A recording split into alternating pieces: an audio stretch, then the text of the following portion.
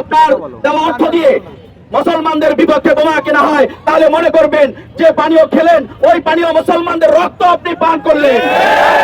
যে সাবান গায়ে মাখলেন, যে শ্যাম্পু আপনি গায়ে মাখলেন, যে টুথপেস্ট গায়ে মাখলেন, সেটা হলো শুকরের রক্ত বা শুকরের রক্ত আপনি পান করলেন, বা শুকরের রক্তকে আপনি গায়ে মাখলেন, আপনি দাঁতে মাখলেন। এইরকম ঘৃণা আপনার মধ্যে, আপনার সন্তানদের মধ্যে, মুসলমানদের মধ্যে তৈরি করতে হবে। এই উদাত্ত আহ্বান রাখছি। আমার বাংলাদেশে সুন্দর সুন্দর পণ্য রয়েছে, দেশীয় পণ্য গ্রহণ করুন, দেশকে এগিয়ে নিয়ে যান। সম্মানিত মুসলিম মিল্লাত, আমরা এটা ভালো করেই জানি, ফিলিস্তিন, ইসরায়েলরা এরা সবাই মিলে অন্যায়ভাবে সেখানে দখল নিচ্ছে, একের পর এক নির্বিচারে গুলি করে পাখির মতো নিষ্পাপ মানুষকে তারা হত্যা করছে। আল্লাহ পাকের বাণী, অত জাহিদুনা ফি সাবিলিল্লাহি বিআমওয়ালিকুম ওয়া আনফুসিকুম, সেইটার সাক্ষ্য রাখতেই আমাদের ঈমানি চেতনা আমাদেরকে রাস্তায় নামিয়েছে। আমাদের জানমাল দিয়ে আমরা তাদের বিরুদ্ধে বলতে চাই, আল্লাহ রাব্বুল আলামিনের তরফ থেকে এই প্রতিজ্ঞা নিয়ে, সেই ঈমানি তামান্না নিয়ে আল্লাহ পাকের কাছে সাহায্যের জন্য আমাদের একতাবদ্ধতা।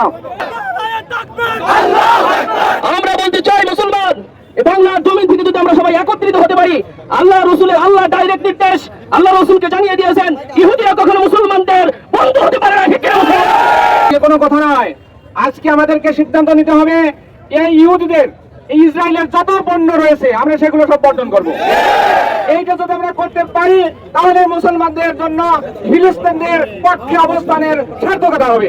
আর যদি আমরা মুখে বলি যে আমরা ফিলিস্তিনের পক্ষে, ইসরায়েলের বিপক্ষে, আর তাদের পণ্য যদি আমরা ব্যবহার করি, তাহলে এর সাথে আমি মুনাফিকি করা। সকলকে আমাদের বলতে হবে যে আমরা কখনোই নিজের দেশের পণ্য বা নিম্নমানের হলে সেইটি আমরা ব্যবহার করবো আর পণ্য বর্জন করবো। ঠিক আছে, ইমানের দায়িত্ব ন্যূনতম।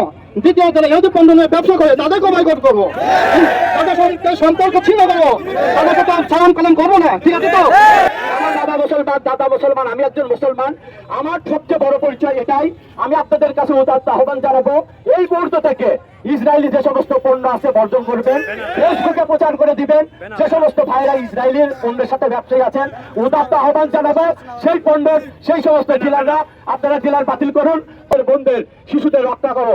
আর যদি না হয়, যেরকম অতীতে বিভিন্ন বিধর্মীদের আল্লাহ তুমি ধ্বংস করে দিচ্ছ, তাই নাই তাদেরকে হিদায়ত কর আল্লাহ, নাহলে তাদের ধ্বংস করে দাও। এই কথা